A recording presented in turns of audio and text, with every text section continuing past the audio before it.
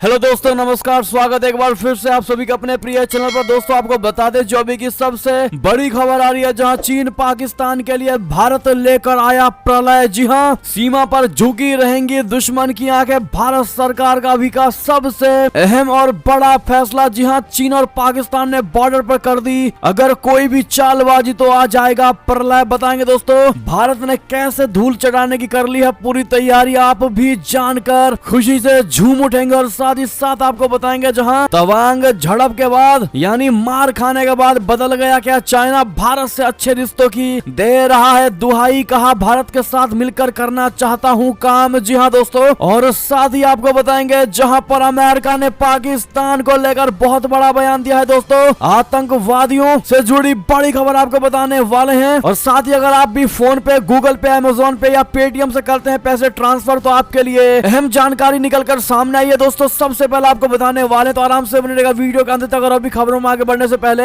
अपने भारत के प्रधानमंत्री नरेंद्र मोदी जी और भारतीय सेनाओं का दिल से समर्थन करते हैं, तो इस वीडियो को भी कर दीजिए लाइक, चैनल को कर दीजिए सब्सक्राइब, बेल आइकन दबाइए, साथ ही कमेंट बॉक्स में लिख दीजिएगा जय हिंद। जी हाँ दोस्तों, तो चलते हैं पहली और सबसे बड़ी खबर की तरफ, जहां पर चीन पाकिस्तान के लिए भारत लेकर आया बहुत बड़ा प्रलय। जी हाँ दोस्तों, चीन और पाकिस्तान ने बॉर्डर पर की कोई भी चालबाजी तो आ जाएगा प्रलय। भारत ने धूल चटाने की कर ली पूरी तैयारी। बता दे भारत से जुड़े बॉर्डर्स पर चीन और पाकिस्तान समय समय पर चालाकी दिखाते रहते हैं। चीन लद्दाख और अरुणाचल प्रदेश में सीमा को लेकर विवाद करता रहता है, तो पाकिस्तान आतंकियों को भारत में भेजने की पूरी कोशिश करता रहता है। ऐसे में भारत को दोनों मोर्चे पर बड़ी संख्या में सैनिकों की तैनाती करनी पड़ती है। किसी भी संभावित खतरे से निपटने के लिए भारतीय सेना भी हर समय चौकस रहती है। अब चीन और पाकिस्तान को मुंह तोड़ जवाब देने के लिए भारत सरकार ने अहम कदम उठाया है। जी हां, रक्षा मंत्रालय ने भारतीय सशस्त्र बलों के लिए लगभग 120 प्रलय बैलिस्टिक मिसाइलों की खरीद को मंजूरी दे दी है। जी हां दोस्तों, प्रलय मिसाइलों को चीन और पाकिस्तान के साथ लगने वाली सीमाओं पर तैनात किया जाएगा। जी हां दोस्तों, जिससे जरूरत लगने पर पड़ोसी देशों को जवाब दिया जा सके। ये बैलिस्टिक मिसाइलें कई तरह की सुविधाओं से लैस हैं और 150 से 500 किलोमीटर तक के लक्ष्य को आसानी से भेद सकती हैं। इंटरसेप्टर मिसाइलों के माध्यम से दुश्मन के लिए इसको रोकना भी बेहद मुश्किल हो सकता है। जी हां, सीनियर डिफेंस सूत्रों ने न्यूज एजेंसी एएनआई को बताया कि रक्षा मंत्रालय की एक उच्च स्तरीय बैठक ने सशस्त्र बलों के लिए लगभग 120 मिसाइलों के अधिग्रहण और सीमाओं पर उनकी तैनाती को मंजूरी दे दी है। जी हां, इन बैलिस्टिक मिसाइलों की खरीद को देश के लिए एक बड़े डेवलपमेंट के रूप में देखा जा रहा है। चीन और पाकिस्तान दोनों के पास बैलिस्टिक मिसाइलें हैं जो सामरिक भूमिकाओं के लिए हैं। सूत्रों ने कहा है कि रक्षा अनुसंधान और विकास संगठन द्वारा बनाई गई इन मिसाइलों को और डेवलप किया जा रहा है, और अगर सेना चाहे तो इसकी लक्ष्य भेदने की सीमा को और भी ज्यादा बढ़ाया जा सकता है। यानी कि दोस्तों, इन मिसाइलों का नाम ही है प्रलय, जो चीन और पाकिस्तान जैसे दुश्मन देशों के लिए कभी भी प्रलय ला सकते हैं। जी हाँ दोस्तों, ऐसे में अपनी भारतीय सेनाओं को इसके लिए ऑल द बेस्ट जरूर कह दीजिएगा इसके इस्तेमाल के लिए दोस्तों। और आपको अगर पूरा भरोसा अपने भारतीय सेना पर, तो मेरा भारत महान कहना बिल्कुल मत भूलिएगा दोस्तों। बात करते हैं एक और बड़ी खबर की तरफ, जहां पर तवांग झड़प के 15 दिन बाद बोला चीन भारत के साथ मिलकर करना चाहते हैं काम। जी हां दोस्तों, तवांग में मार खाने के बाद क्या बदल गया है चाइना भारत से अच्छे रिश्तों की दे रहा है दुहाई। जी हां दोस्तों, बता दें अरुणाचल प्रदेश के तवांग सेक्टर में कुछ दिनों तक चीनी आर्मी ने कब्जा करने की कोशिश की थी, लेकिन सेना ने अदम्य साहस दिखाया और अचानक हुए इस हमले का मुंह तोड़ जवाब दिया। चीनी सैनिकों को न सिर्फ खदेड़ा, उसके नापाक मंसूबों को भी पूरा नहीं होने दिया। जी हां, तवांग में मुंह की खाने के बाद ड्रैगन के तेवर अब बदल गए हैं। रविवार को चीनी विदेश मंत्री वांग यी ने कहा है कि चीन भारत के साथ संबंधों को स्थिर और मजबूत करने के लिए तैयार है। साथ ही हम दोनों सीमावर्ती क्षेत्रों में शांति बनाए रखने के लिए प्रतिबद्ध हैं, मजबूर हैं। चीनी विदेश मंत्रालय की वेबसाइट के अनुसार चीनी विदेश मंत्री वांग यी ने रविवार को कहा है कि चीन संबंधों के स्थिर और मजबूत विकास के माध्यम से भारत के साथ काम करने के लिए तैयार है। भारत के साथ चीन के संबंधों पर पत्रकारों को संबोधित करते हुए वांग यी ने कहा कि चीन और भारत ने राजनयिक और सैन्य चैनलों के माध्यम से संचार बनाए रखा है और दोनों देश सीमावर्ती क्षेत्रों में स्थिरता बनाए रखने के लिए प्रतिबद्ध है। हम साथ काम करने के लिए तैयार हैं। भारत चीन संबंधों के स्थिर और मजबूत विकास की दिशा में है। जी हां दोस्तों, गौरतलब है कि चीन का यह बयान अरुणाचल प्रदेश के तवांग सेक्टर में भारतीय और चीनी सैनिकों के बीच 9 दिसंबर को हुए आमने सामने की पृष्ठभूमि भूमि में आया।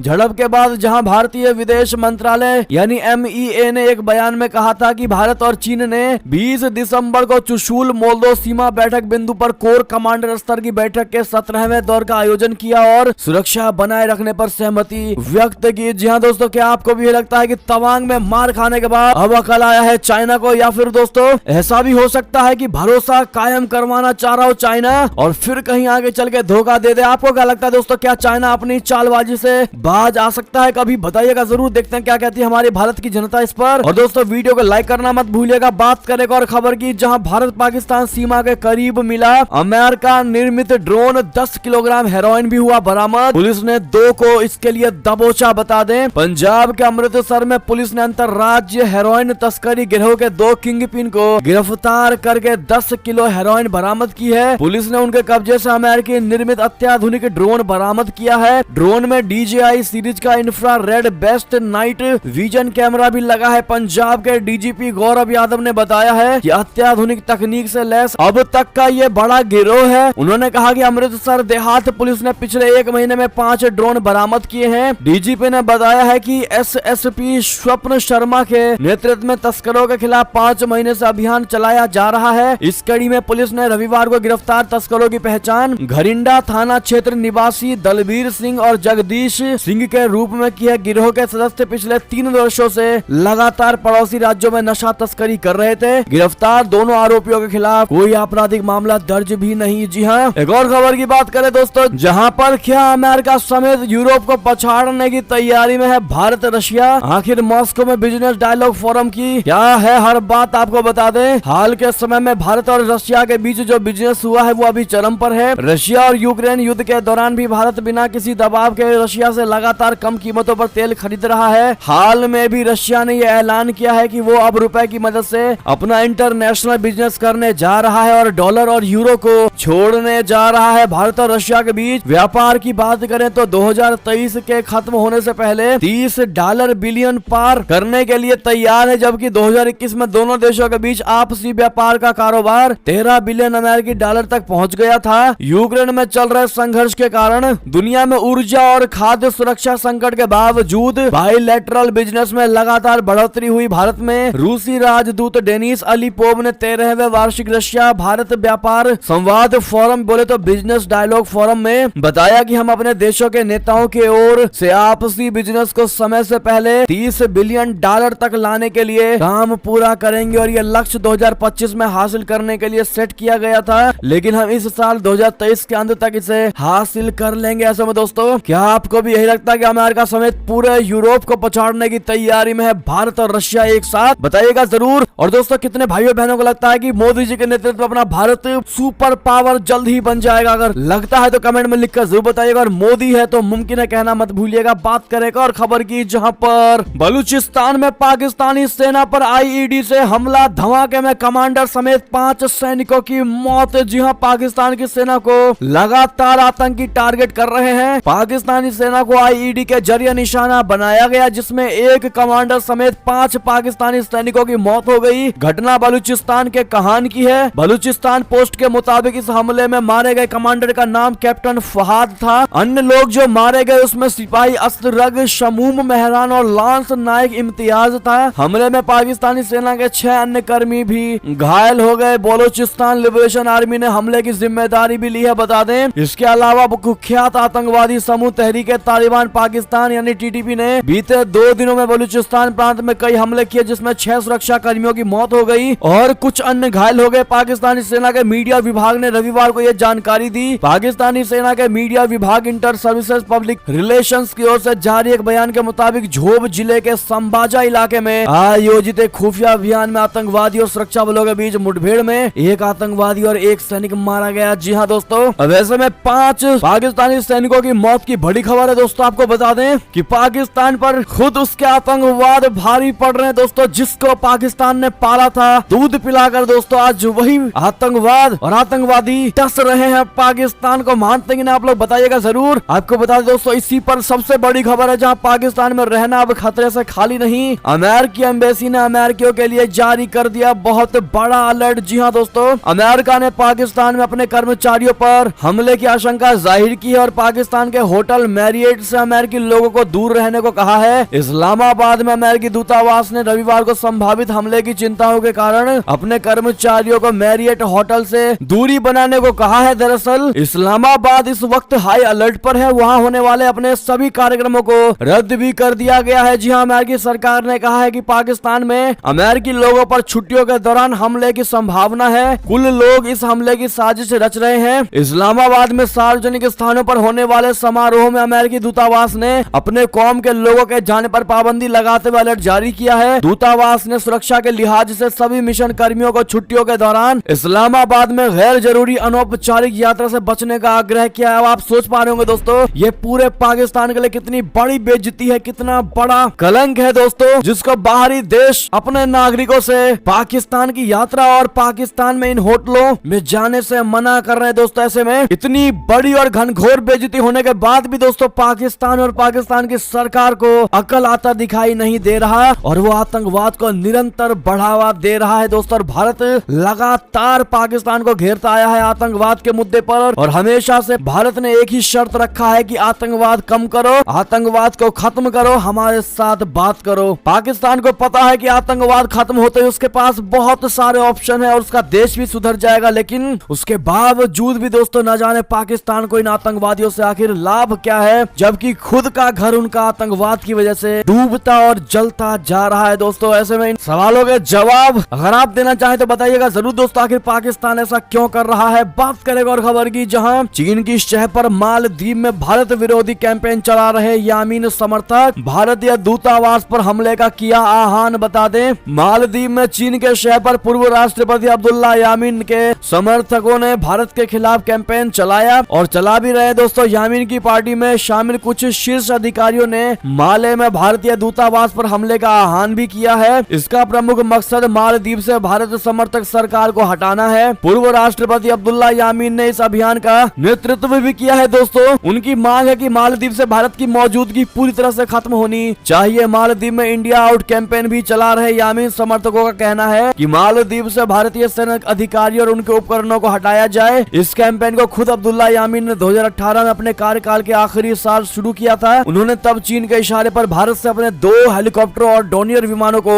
वापस लेकर जाने को भी कहा था। जी हाँ दोस्तों, एक और खबर की बात करें, जहां पर रूसी राष्ट्रपति पुतिन ने कहा यूक्रेन पर बातचीत करने को है तैयार। क्या 2023 में दुनिया में होगी शांति? बता दे दोस्तों, रूसी राष्ट्रपति व्लादिमीर पुतिन ने कहा है कि रूस यूक्रेन में युद्ध में शामिल सभी पक्षों के साथ बातचीत करने के लिए तैयार है। हालांकि इसके साथ ही उन्होंने ये भी कहा कि कीव और उसके पश्चिमी समर्थकों ने वार्ता में भाग लेने से इनकार कर दिया है। यूक्रेन पर रशिया के 24 फरवरी के आक्रमण ने द्वितीय विश्व युद्ध के बाद से यूरोप में सबसे घातक संघर्ष और 1962 के क्यूबा मिसाइल संकट के बाद से मॉस्को और पश्चिम के बीच सबसे बड़ा टकराव शुरू कर दिया। जी हाँ, हालांकि अब पुतिन के बयानों से ऐसे संकेत मिलने लगे हैं कि ये युद्ध जल्द ही समाप्त हो सकता है। हालांकि यूक्रेनी राष्ट्रपति के पिछले कुछ दावों पर यकीन करें तो इस युद्ध का अंत होना फिलहाल मुश्किल ही नजर आ रहा है। क्रेमलिन का कहना है कि वो तब तक लड़ेगा जब तक कि वो अपने सभी लक्ष्यों को प्राप्त नहीं कर लेता है, जबकि कीव का कहना है कि वो तब तक आराम नहीं करेगा जब तक कि रशिया क्रीमिया सहित अपने सभी क्षेत्रों से रूसी सैनिकों को बाहर नहीं निकाल देता, जिसे रशिया ने 2014 में जब्त कर लिया था। जी हाँ दोस्तों, आपको बता दें दोस्तों, इतना ही नहीं, उधर रशिया के राष्ट्रपति पुतिन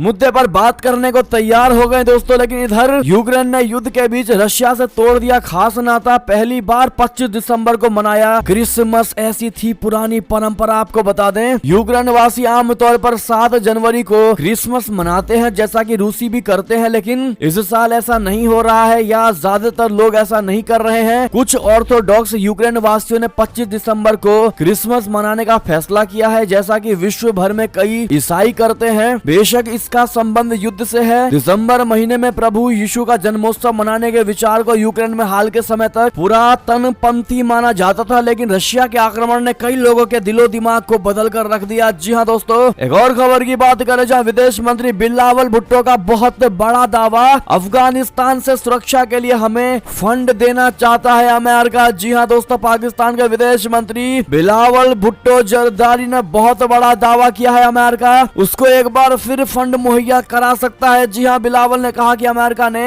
अफगानिस्तान से लगती सीमा पर सुरक्षा बढ़ाने और सीमा पार आतंकवाद को रोकने के लिए उसे फंड्स भेजने पर सहमति जताई है। गौरतलब है कि बिलावल भुट्टो 14 से 21 दिसंबर के बीच वॉशिंगटन दौरे पर थे। यहाँ उन्होंने कई अमेरिकी नेताओं से मुलाकात की और यूएन में G77 चीन के साथ एक मंत्रियों की कॉन्फ्रेंस की भी अध्यक्षता की थी। G77 यूएन के अंतर्गत ही विकासशील देशों के लिए समझौते करने वाला एक अहम गुट है। बिलावल ने कहा है कि अमेरिका दौरे पर उन्होंने यहाँ सांसदों से पाकिस्तान को सीमा सुरक्षा के लिए फंड्स मुहैया कराने पर बात की थी। दोस्तों एक और खबर की बात करें, जहां दुश्मनों की अब खैर नहीं, पाकिस्तान सीमा पर बुनियादी ढांचे को मजबूत कर रहा अपना भारत बीएसएफ बंकरों की भी हो रही है किलेबंदी। जी हाँ दोस्तों, भारत लगातार चीन और पाकिस्तान सीमा पर खुद को मजबूत कर रहा है। इस उद्देश्य की पूर्ति के लिए सीमा पर रक्षा बुनियादी ढांचे में लगातार सुधार और विकास किया जा रहा है। तो वहीं आधिकारिक सूत्रों ने भी बताया है कि भारत और पाकिस्तान के बीच 2021 में सैन्य संघर्ष विराम की घोषणा के बाद से भारतीय सुरक्षा एजेंसियों ने पाकिस्तान से लगी अंतर्राष्ट्रीय सीमा पर सेना के टैंकों के लिए रैंप बनाने और बीएसएफ के बंकरों को मजबूत करने सहित रक्षा बुनियादी ढांचे में बहुत बड़ा सुधार किया है। जी हाँ, रक्षा सूत्रों ने यह भी बताया है कि बुनियादी ढांचे के पुनर्निर्माण और कुछ नए निर्माण का पहला चरण हाल ही में पूरा किया गया है। पहले चरण के तहत रक्षा विकास कार्य जम्मू में मोर्चे के साथ 26 किलोमीटर की दूरी में किए गए हैं। वहीं इसी इलाके में 33 किलोमीटर की सीमा में एक और काम कराया जा रहा है। बात करें दोस्तों एक और बड़ी खबर की, जहां नेपाल में सफल हुई चीन की चाल, केपी शर्मा ओली के समर्थन से पीएम बने पुष्प कमल दहल प्रचंड। जी हाँ दोस्तों, नेपाल की राष्ट्रपति विद्या देवी भंडारी ने पुष्प कमल दहल प्रचंड को नेपाल का नया प्रधानमंत्री नियुक्त किया है। नेपाली कांग्रेस के अध्यक्ष शेर बहादुर देउबा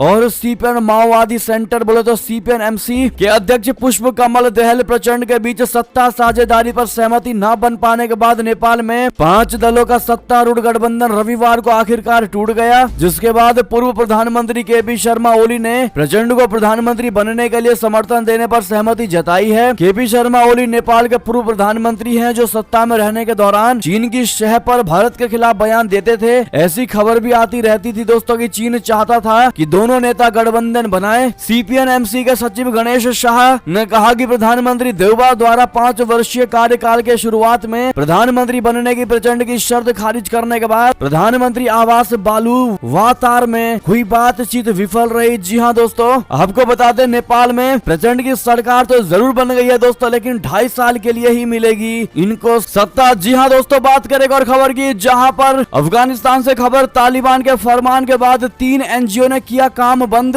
कहा महिलाओं के बिना नहीं कर सकते वर्क। जी हाँ दोस्तों, अफगानिस्तान में महिलाओं के खिलाफ तालिबान के नए आदेश के बाद 3 प्रमुख इंटरनेशनल एनजीओ ने काम करना फिलहाल बंद कर दिया है। इन एनजीओ का कहना है कि अफगानिस्तान में महिला कर्मचारियों के बिना प्रभावित बच्चों, महिलाओं और पुरुषों तक नहीं पहुंच सकते हैं। तालिबान ने अफगानिस्तान में काम कर रहे घरेलू और बाहरी एनजीओ को लेकर शनिवार को एक फरमान जारी किया था, जिसमें कहा गया था कि काम करने वाली सभी महिलाओं को सस्पेंड कर दें। तालिबान की ओर से आरोप लगाया गया है कि महिलाएं इस्लामिक हेड स्कार्फ को सही ढंग से नहीं पहन रही हैं। न्यूज एजेंसी एपी के मुताबिक अफगानिस्तान में काम करने तीनों एनजीओ स्वास्थ्य सेवा, शिक्षा, बाल संरक्षण और पोषण सेवाएं प्रदान करते हैं और मानवीय परिस्थितियों में गिरावट के बीच उनकी सहायता करते हैं। जी हाँ दोस्तों, साथ ही साथ एक और बड़ी खबर की बात करें, जहां पर पाकिस्तानी आर्मी के पूर्व मुखिया बाजवा ने की थी जरदारी के साथ सीक्रेट डील। जी हाँ, इमरान खान का बहुत बड़ा दावा बता दें, पाकिस्तान तहरीक इंसाफ पार्टी के अध्यक्ष इमरान खान ने शनिवार को दावा किया है कि पाकिस्तान के पूर्व सेना अध्यक्ष जनरल कमर जावेद बाजवा ने पाकिस्तान पीपुल्स पार्टी के सह अध्यक्ष आसिफ अली जरदारी और सिंध के मुख्यमंत्री मुराद अली शाह के साथ समझौता किया था। ये जानकारी स्थानीय मीडिया ने दी है। द न्यूज की रिपोर्ट के अनुसार पत्रकारों से बात करते हुए इमरान खान ने अपनी सरकार को हटाने के लिए पूर्व सीओएस को जिम्मेदार ठहराया। इमरान खान की माने तो यही वजह थी कि वो अपनी सरकार में देश से भ्रष्टाचार खत्म नहीं कर पा रहे थे। जी हाँ, साथ ही साथ दोस्तों चलते एक और बड़ी खबर की तरफ, जहां पर ईरान के बाद अब उत्तर कोरिया से भी हथियार ले रहा रशिया, अमेरिका व जापान ने लगाया आरोप। जी हाँ, क्या उत्तर कोरिया रशिया को हथियार बेच रहा है? अमेरिका और जापान ने ऐसे आरोप लगाए हैं। उन्होंने ये भी कहा है कि उत्तर कोरियाई हथियारों का इस्तेमाल रशिया यूक्रेन युद्ध में कर रहा है। इस खबर को दक्षिण कोरिया और आसपास के देशों में संशय और आश्चर्य की नजरों से देखा गया है। जी हाँ दोस्तों, साथ ही उससे चिंता भी पैदा हुई है। सबसे पहले ये आरोप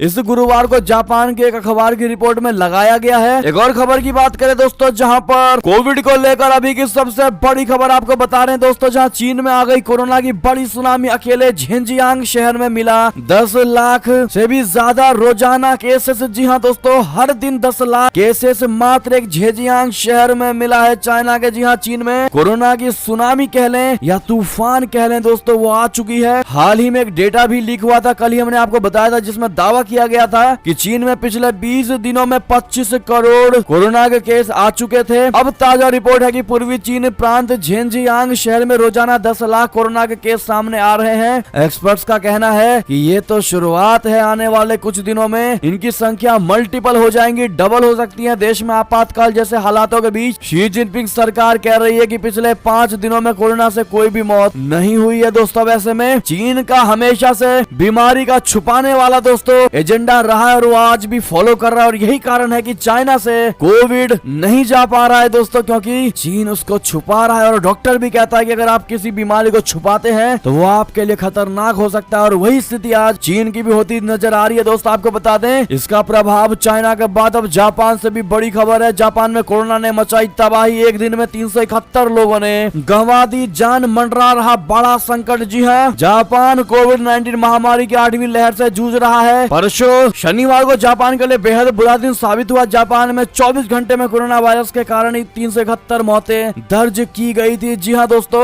एक और खबर की बात करें, जहां पर आगरा में मिला कोरोना का पहला मामला। भारत को लेकर बड़ी खबर, 2 दिन पहले चीन से लौटा था ये शख्स। जी हाँ, दुनिया भर में कोरोना के बढ़ते मामलों से लोगों में खौफ बढ़ने लगा है। आपको बता दें दोस्तों, भारत देश में कोरोना का पहला मामला गुजरात में देखने को मिला था। अब ये खबर है कि उत्तर प्रदेश के आगरा में राज्य का पहला कोविड पॉजिटिव केस सामने आया है। कोविड से संक्रमित पाया गया ये युवक चीन से 2 दिन पहले ही लौटा था, जिसके बाद एक निजी लैब में कोविड की जांच कराई गई थी। रिपोर्ट आने के बाद शख्स कोविड पॉजिटिव पाया गया है। जी हाँ दोस्तों, भारत से ये बहुत बड़ी खबर थी कोविड को लेकर भी। चलते और खबर की तरफ, जहां पर मध्य प्रदेश में क्रिसमस पर 250 लोगों ने की घर वापसी। ईसाई धर्म छोड़ फिर से बने हिंदू। बता दें, मध्य प्रदेश के दमोह जिले में रविवार को एक साथ लगभग 250 लोगों ने ईसाई धर्म को छोड़कर फिर से हिंदू धर्म अपना लिया। इसके लिए एक बड़े अनुष्ठान का आयोजन कराया गया था। समारोह में बागेश्वर धाम के प्रसिद्ध कथावाचक पंडित धीरेन्द्र कृष्ण शास्त्री मौजूद रहे। ये कार्यक्रम दमोह जिले के आशीर्वाद गार्डन में आयोजित कराया गया। समारोह में बड़ी संख्या में लोगों ने ईसाई धर्म को छोड़कर हिंदू धर्म अपनाया। जी हाँ दोस्तों, इनके लिए आप क्या कहना चाहेंगे, अपनी राय अवश्य दीजिएगा। बात करें एक और खबर की, जहां पर समाजवादी पार्टी का सियासी भूचाल लाने वाला बड़ा दावा, कहा केशव प्रसाद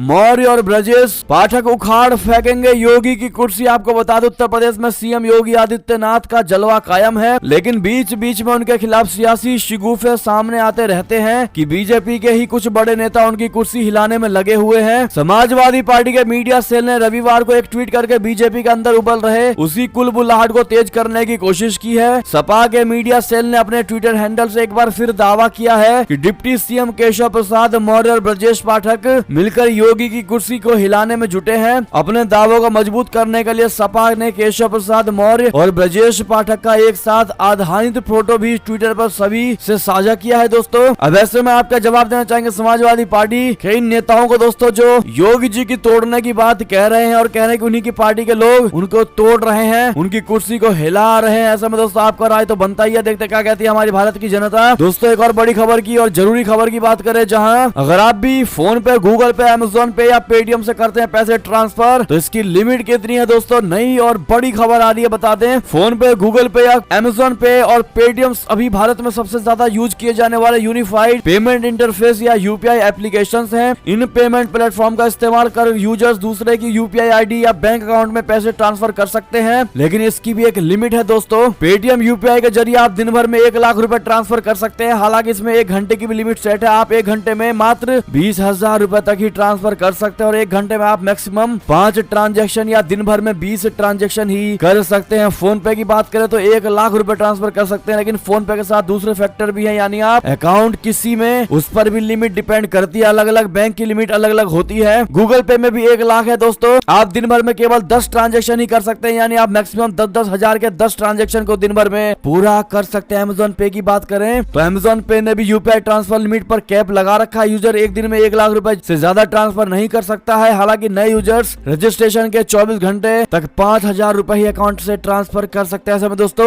ये बहुत बड़ी जानकारी थी जो हमने आपको बताया है, क्योंकि इस पर नए नए नियम निकलते रहते हैं दोस्तों, और आप जरूर इसका इस्तेमाल करते होंगे। आपके लिए बहुत जरूरी खबर थी। और ऐसे में दोस्तों ये थी अब तक की सारी बड़ी खबरें। आपको हमारी खबर कैसी लगी? आशा करता हूँ बहुत अच्छी लगी होगी। अगर थोड़ी भी अच्छी लगी है तो इस वीडियो को भी अपने भाई बंधुओं में व्हाट्सएप, फेसबुक, ट्विटर के जरिए पूरे भारत में शेयर करना बिल्कुल मत भूलिएगा। और अभी कर दीजिए इस वीडियो को लाइक, चैनल को कर दीजिए सब्सक्राइब, बेल आइकन दबाइए, साथ ही कमेंट बॉक्स में लिख दीजिएगा जय हिंद जय भारत। तो मिलते हैं आप अगली बड़ी खबर में दोस्तों, तब तक के लिए अपना ख्याल रखिएगा। आप सभी का बहुत बहुत धन्यवाद। जय हिंद जय भारत, जय श्री राम, वंदे मातरम, हर हर महादेव।